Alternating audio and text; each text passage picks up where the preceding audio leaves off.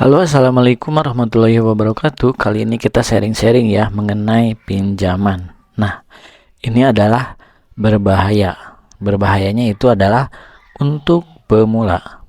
Jadi di sini saya tidak melarang ataupun tidak untuk mengajak, tidak untuk stop, tidak ya. Itu tergantung dari kalian sendiri. Ini berdasarkan pengalaman saya. Pertama, kalian pinjam, itu pinjaman uang. Pinjamnya satu kali, contoh ke aplikasi apa aja ya, sudah OJK. Nah, bahayanya yang sudah OJK ini apabila teman-teman telat 1 bulan, biasanya slik OJK-nya akan merah. Yang dimana di sini kena sanksinya, teman-teman tidak bisa meminjam kemanapun, termasuk ke leasing, ke bank.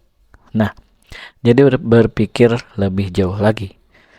Di sini saya sharing ya. Yang pertama itu untuk pemula, yang kedua untuk menengah, ketiga yang sudah pro ya. Untuk pemula awal-awal minjamnya itu misalkan 500.000, ada bunganya 100.000, dicicil selama 2 bulan, terus dicicil selama 3 bulan, lama-lama dicicil selama 6 bulan. 1 bulan bunganya 50.000, 2 bulan bunganya 100.000, 3 bulan bunganya contoh 150.000. Kalau kebiasaan lama-lama tiap hari, maksudnya tiap bulan ya, setiap gajian membayar pinjaman yang pertama, terus kalian bayar, otomatis gajian kalian itu kan dipotong sama bunga pinjaman. Terus di bulan berikutnya karena cicilannya belum beres, kalian malah minjam lagi.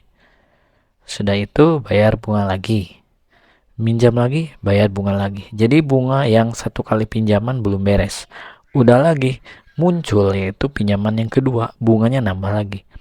Pinjaman yang ketiga, bunganya nambah lagi. Kalau dipikir-pikir, bunganya itu yang pinjaman pertama, bunganya itu ditotalin ya 150. Bunga pinjaman yang kedua ditotalin jadi 300.000 sama pinjaman yang pertama. Nah, kalau pinjamannya ada 5, berarti 150.000 dikali 5. Ibaratnya ya contoh. Nah, terus kalian mikir, itu uangnya dari mana bayarnya? Kalau misalkan mindsetnya itu mindset cair, udah cair, kalian beli HP udah cair, ya udah nggak penting tapi kalian ngambil pinjaman. Kalau nggak penting, ya mending jangan ya. Jadi kalian harus berpikir kritis secara logika. Kalau sudah gajian, kita harus tanggung jawab bayar bunganya biar tidak terkena slik merah. Intinya nomor satu itu. Terus yang pro, yang kedua. Kalau yang pro ini biasanya sifatnya seperti ini yang pernah saya alami. Entah saya udah masuk pro atau masuk yang pro kedua. Pertama pemula, kedua pro, ketiga pro kedua. Saya bilang seperti itu.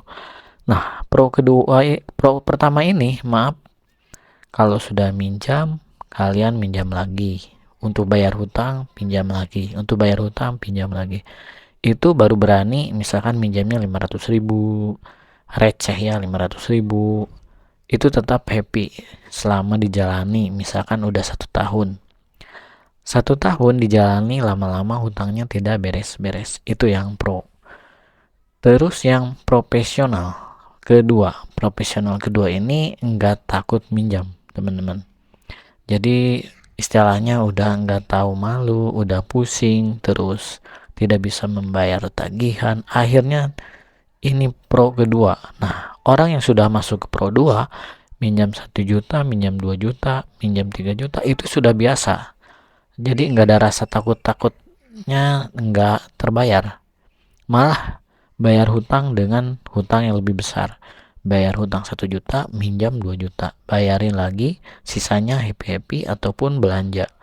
Terus aja seperti itu, yakin nanti waktu jarak 1 tahun, bunganya akan menumpuk terus. Takutnya di sini jadi gagal bayar ya. Gagal bayar misalkan pinjaman A merek A nggak terbayar selama 1 bulan. Lama-lama 3 aplikasi, 4 aplikasi, 5 aplikasi tidak terbayar. Jadi ya numpuk teman-teman. Numpuk itu udah 5 aplikasi numpuk, 10 aplikasi ya itu udah berbahaya. OJK udah kena, bunga makin numpuk, mental itu rusak, handphone banyak yang nagih, terus di sini banyak yang telepon, itu bisa mengganggu mental. Selain itu, teman-teman sendiri kalau melakukan seperti itu terus, sangat susah sekali jalan keluarnya. Nah, gagal bayar ini udah di fase yang sangat kritis, tidak bisa untuk menutup beberapa kekurangan ya, yang akhirnya pusing. Kalau sudah pusing ya kalian berani ngambil yang besar seperti itu sangat berbahaya. Jadi caranya kalian cari yang kerjaan yang halal lebih banyak lagi, pulang kerja ya sampingan, mau itu jualan online, jualan offline, terus aja seperti itu. Jadi kalian berlomba untuk mendapatkan sampingan untuk menutupi dan membayar hutang yang ada, atau kalian membuka hutang baru malah nanti tidak terbayar seperti itu. Nah, itu 3 tahapan beberapa orang ya. Apakah kalian sudah di tahap pertama, tahap kedua, atau tahap yang masih pemula? Yang pemula ini biasanya deg-degan, takut, tapi lama-lama terbiasa. Itu sangat berbahaya sekali ya. Lebih baik kalian itu yang pemula kalau sudah lunas udah aja, gunakan secara bijak seperti itu. Jadi kebanyakan kalau misalkan sudah lunas pinjam lagi, sudah lunas pinjam lagi, itu sudah masuk ke fase yang mau fase kedua ya. Teman-teman hati-hati, gunakan dengan bijak ya. Apapun yang ada di dunia online itu sangat penting, apalagi data, dan kalian harus izin ya ke orang tua, ke siapapun, harus berbicara ya bahwa kalian itu punya masalah. Apalagi kalau sudah rumah tangga, jagalah rumah tangganya dengan baik ya, dan rajin bekerja ya. Lebih baik kerja sampai malam mendapatkan uang terus ditabung. Kalau mau beli handphone ya jangan duluin ego ya, kalian nabung dulu. Nabung lama-lama jadi bukit. Lebih bagus investasi ya, nabung emas, entah nabung uang di bank seperti itu ya, mulai dari 500.000. Di Shopee juga ada nabung mulai 10.000, bisa jadi 50.000, naikin terus jadi 20.000. Nabung tetapi dapat untung seperti itu. Nah, di sini literasinya orang Indonesia harus dijaga, jangan sama kalah sama negara tetangga ya. Ya lebih modern dan lebih paham mana yang untung dan mana yang rugi, itu lebih baik. Pemahamannya mungkin tergantung dari orangnya juga. Jadi kita harus benar-benar apik, bukan berarti pelit ya, tapi harus secara detail nih pengeluarannya apa saja, kapan kita mau beli, kapan kita mau jual barang kalau butuh, kalau mau beli saham ataupun mau nabung boleh. Itu ada pilihan masing-masing. Mungkin ke depan kita akan membahas tentang beberapa platform untuk menabung ya teman-teman. Modal kecil boleh, misalkan lama-lama terbiasa, yang penting konsisten dulu seperti itu.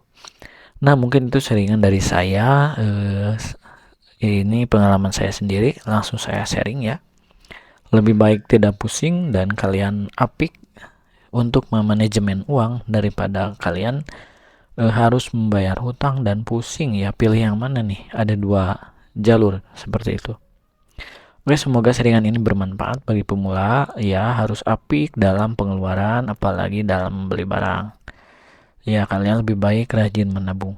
Semoga kita diberikan kesehatan dan tetap usaha ya untuk bekerja keras, semangat untuk menggapai mungkin bisa impian ataupun entah barang yang mau diimpikan, barang-barang yang mau kalian beli.